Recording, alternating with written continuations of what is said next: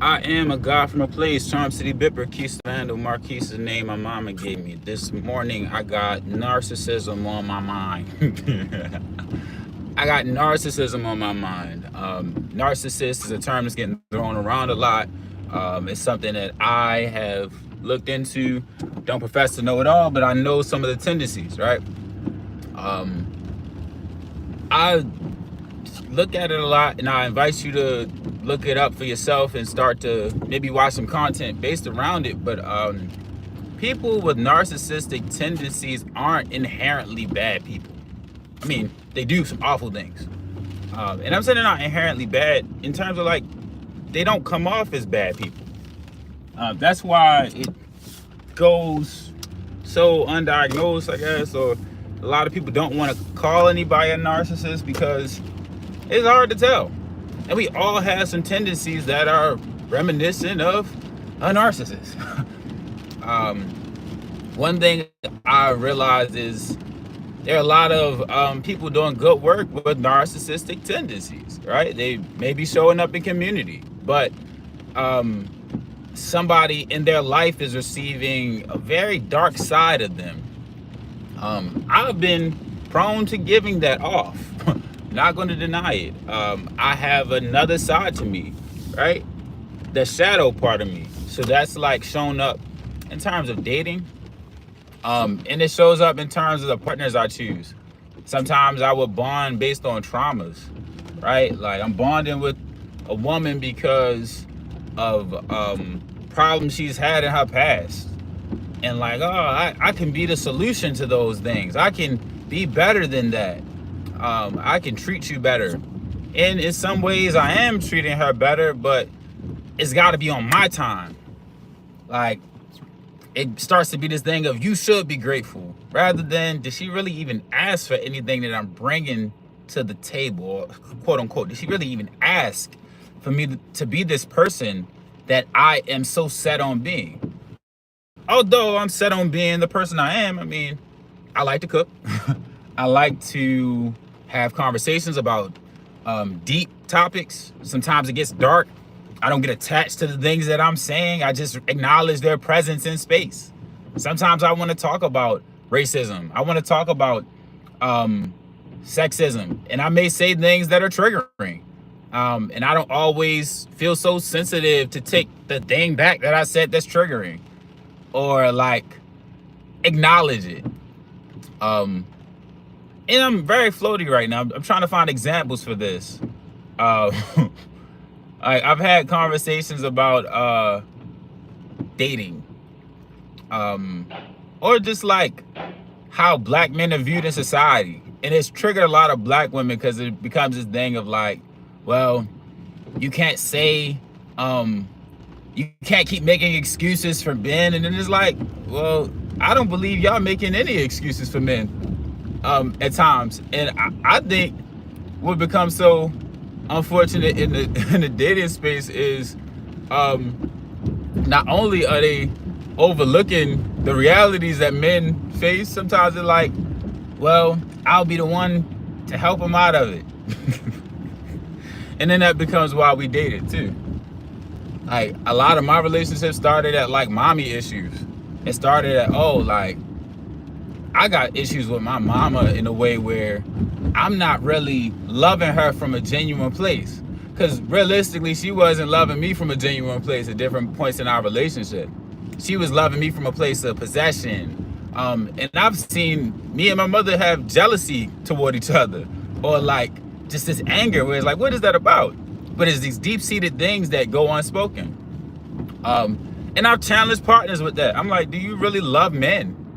Because a lot of people are talking about like what each side isn't, or what each side is problematic with, and there's not enough conversation about, do you actually love black people? Do you actually love black men? Because when I'm looking at it, it's not really a lot of love. Love comes with kindness, patience, understanding. It's not bragging, it's not boasting. I done lost signal while I'm talking about these heavy topics. Oh no, oh Lord. Oh Lord. Not me losing signal while I'm talking about a heavy topic. For somebody to misconstrue my words. Yeah, I'm gonna get canceled. They're gonna cancel him. It's so funny right now. It's so funny. It's so scary. It's so, everything is a problem. I think what's so wild is like, we are the solution. We are the solution. That's like been my biggest understanding. Like even in dating, like I'm not out here like black women are the problem. I'm like, damn, I've been wilding. I'm choosing poorly. I'm choosing based on things that aren't grounded in faith. I'm choosing without God. I'm choosing based on some lust. And I know why. I know what I did wrong. Like, and I think that's one of the bigger parts of this journey is like accountability. Turn the internet off for a little bit. Turn social media off. Stop taking opinions that are enabling your lack of accountability. We're gonna have to really just do some self-work. And that's not self-work in terms of like isolate from community. That's self-work in terms of like show up better in community, day by day. We don't gotta date every woman that we come across. We don't gotta be so quick. Oh, Baltimore traffic, man. Ooh, thank y'all. Baltimore traffic, crazy. The stoplight that went out. Yeah, I'm from Baltimore. You probably heard it in all the twos. But yeah, I started this with like, the whole narcissist thing is wild. I think when we get a clearer perspective of what narcissism is, we can like address it better and recognize that like good people can have another side to them. Is from all of those things that they don't get to express living in a different space. Like, I didn't grow up in a church. I was aware of it. Like I would get taken to church from time to time. But I was mad secular. Like we was outside a little more. You know, I was at cookouts with liquor on Sundays at 12. So that was a whole nother bag. And I'm saying that to say like I lost my train of thought. Live is funny. Is anybody talking in here? Is that a thing? And by the way, I'm still learning this little thing, so bear with me. Yeah, I ain't go up in church, so I'm still gaining my understanding. And yeah, I said that to say I didn't grow up in church, so I got an appetite for dysfunction. I got a strong appetite for dysfunction. I like the round-the-way girls. You know, like I'm from Baltimore. I like the round-the-way girls. I like I like a lot of things that quote unquote we not allowed to like. I like strippers coming up. Like that was a thing. Like we like women. We like fast women. We like fast women, fast cars. Even if he wasn't outside. I said I was a porch sitter. As the cousins that hopped off the porch and as the cousins that stayed on and just watched everybody. You know, I was just watching. And as a porch sitter, you know, I seen a lot more than people thought I did. And in those things I saw a lot of denial. I saw a lot of fear dressed up as toughness. I saw a lot of identity crises. Like I've had my own, you know, as a porch sitter. Like I speak so well, but I'm from around the way. So like, how do I navigate this? Like I really don't like some of these spaces that I'm in, and I really don't care about this money they keep throwing at me. Like I just be wanting normalcy. Like a genuine normalcy, not something dressed up where it's high key ownership. Like, somebody coming to own me, like, well, we are the reason for this. That we are the reason for what you are. I'm good on that. I like the concept of self-made, but even in that, I like the fact that my community made me. Like, I could talk like this because of black people that love me, black mothers and fathers, and just genuine mentorship. You know, I'm proud. I don't know if I'm too proud, but I'm grateful. I'm grateful to be able to just reflect on the way I came up. Gotta text somebody. I'm doing my morning errands. We do errands in Baltimore. I'm doing errands. Doing my morning errands. Yeah, reflecting on that, man. Narcissism. Keep throwing this term around. Everybody's a villain. You want me to come up front? I'll drive up front.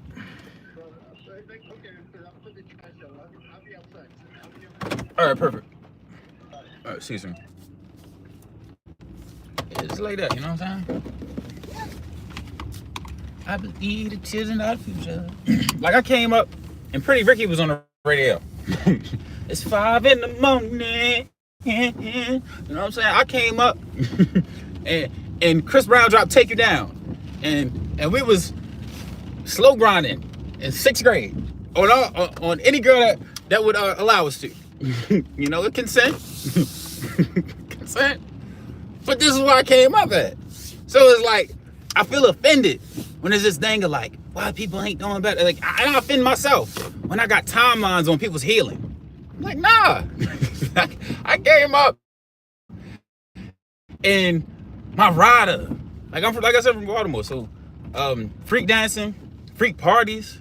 Like it's an hour at Skateland where the lights come on or the lights go out and the skates come off and the bus starts shaking. You know, so there's a lot of things that go overlooked and forgotten in the journey.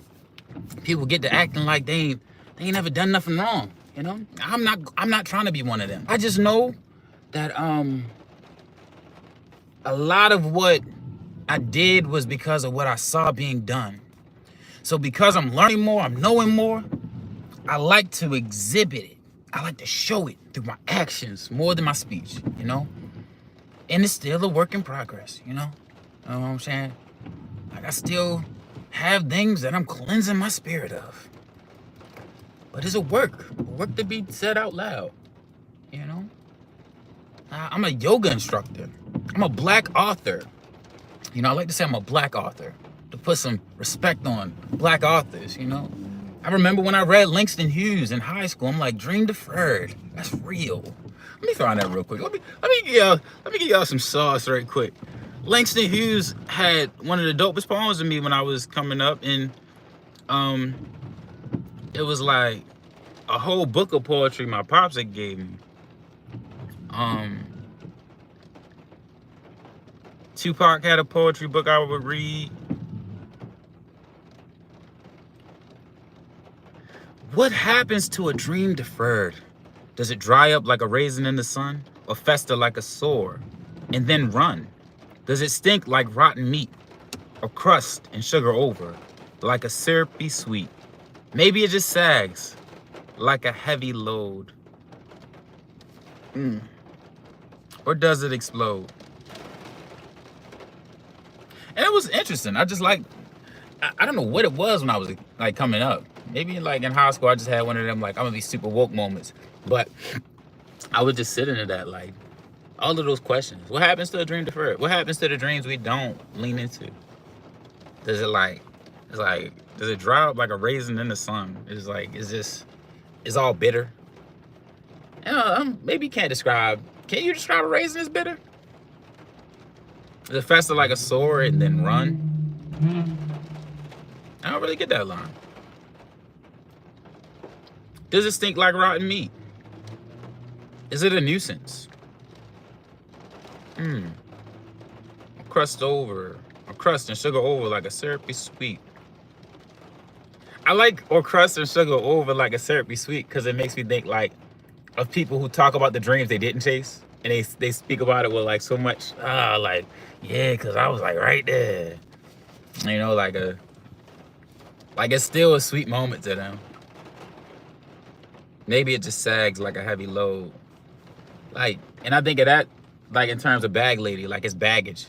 Like the things we don't do become our bags. So it's like, unless you let go of what you haven't done and commit to what you can do. Oh yeah. You want me to take that out? You good? All right, yeah, just come to the car. All right, peace. Y'all have a great day. Be blessed.